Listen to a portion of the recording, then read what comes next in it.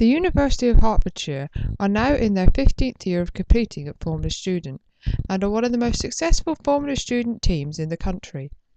Last year's car, UH14, came third at Formula Student UK and 7th at Formula Student Germany, making UH Racing the top UK team. This year the team hope to go one better with UH15 and become the first UK team ever to win a Formula Student event. This blog follows the team as they design and build this year's car, plus some other bits of interest. Have yourself a merry little Christmas. Let your heart...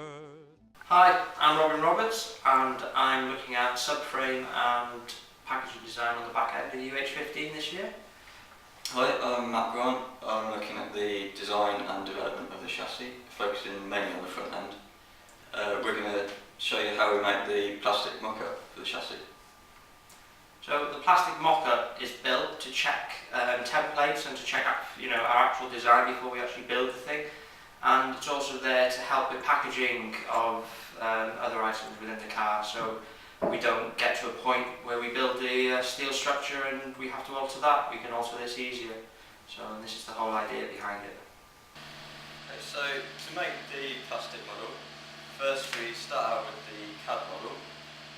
We can then take each of these tubes and unfold them in the CAD software to produce the profile for the ends of the tubes. So we create a drawing from that unfolded profile. We can then print it off in 1:1 scale, cut around the ends, give each tube a number which relates to its position on the chassis, whether it's left or right hand side, whether it's forward or rear of the front loop. We then take that, wrap it around a piece of tube, tape it in place, and then that gives us a nice guide to follow when it comes to profiling the ends, so we can get them all to fit together perfectly. So once it's been profiled, the tubing, we can then fit it in place on the chassis, as you can see. We fit it into place and lock it in a sense using the jig so they don't move.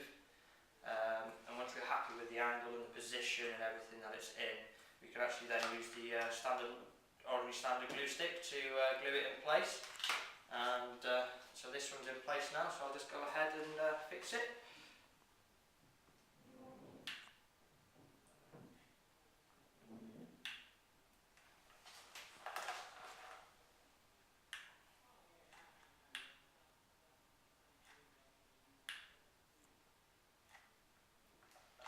Before I finish off the whole of the gluing, I'll let that set, I'll remove the clamp and ensure it doesn't move too much, and then we'll just finish gluing it afterwards. That's it.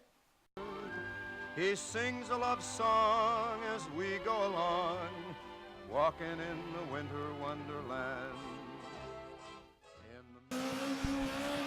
November saw UH Racing work with Jaguar Land Rover to find out the steering characteristics of UH14.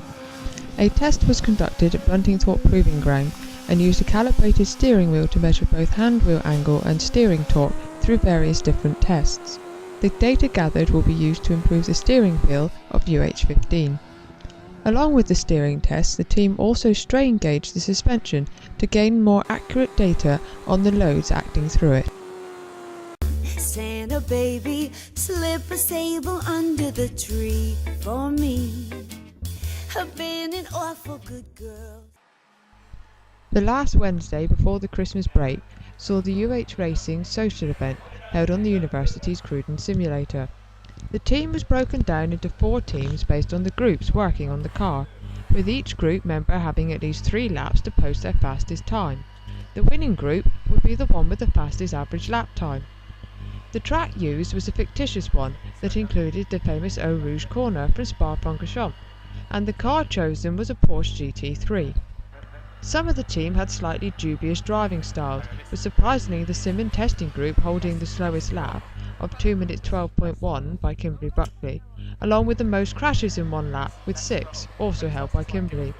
Sim and testing also held the most rolls, which was recorded by James Nevins, who had 2 in one crash. Two flips in one jump.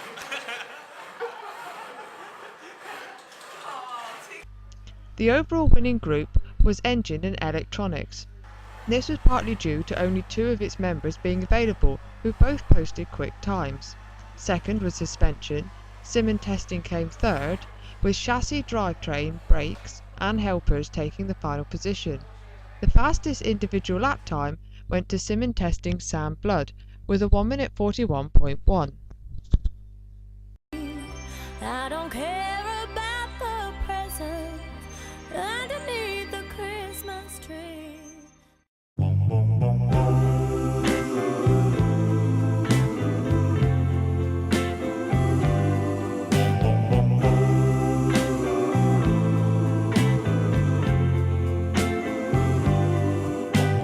Try to imagine a house that's not a home.